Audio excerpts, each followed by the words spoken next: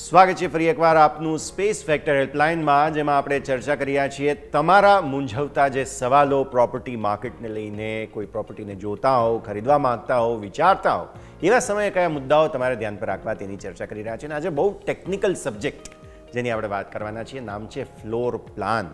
સીધી ભાષામાં કહીએ તો નકશો.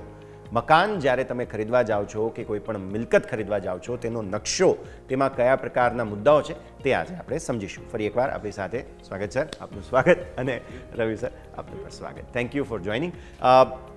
બહુ ટેકનિકલ સબ્જેક્ટ છે, બધાની પર્સનલ ડિમાન્ડ હોય છે. કઈ રીતે સમજવું જ્યારે કોઈ પ્રોપર્ટી ખરીદવા જઈએ ત્યારે ફ્લોર પ્લાન એટલે કે નકશો, એને શું મુદ્દાઓ ખાસ ધ્યાન પર રાખવા જરૂરી સર?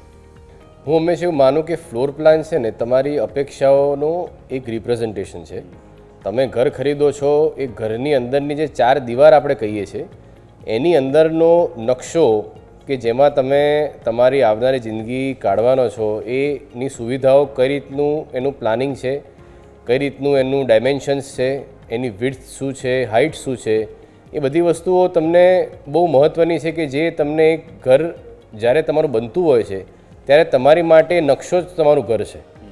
અને એ નકશા પર જ તમે ડિસિઝન લેવાના છો કે ભાઈ તમે ઘર લેશો કે નહીં. એટલે નકશામાં સૌથી પહેલાં તો ક્રોસ વેન્ટિલેશન બહુ મહત્ત્વનું છે.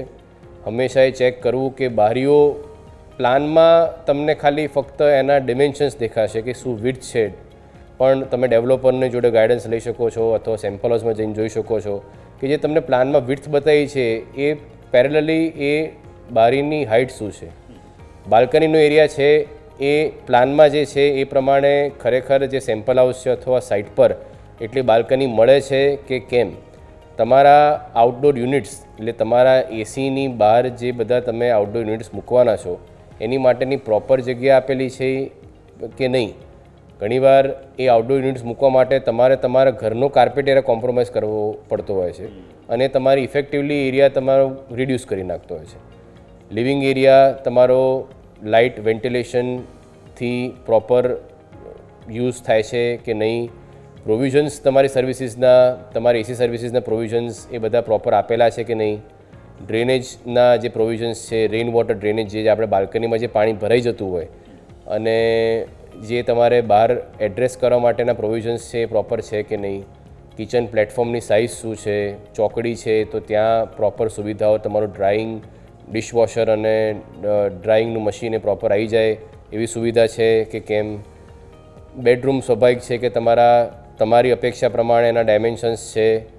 બેડરૂમમાં તમે જુઓ છો કે ભાઈ ડાયમેન્શન્સ પ્રોપર છે, પણ એમાં તમે તમારા વોર્ડરોબથી માંડીને તમારું ટેબલથી માંડીને બધી વસ્તુ મૂકો તો તમને ખરેખર શું સ્પેસ રહે છે.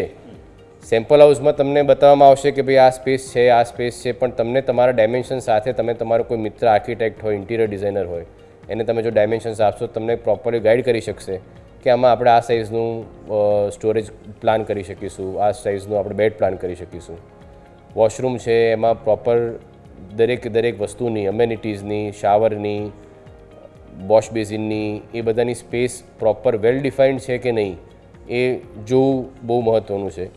કોમન વોશરૂમ જે છે એ પ્રોપર એનું વેન્ટિલેશન, એક્ઝોસ્ટ પ્રોપર એડ્રેસ થયું છે કે નહીં.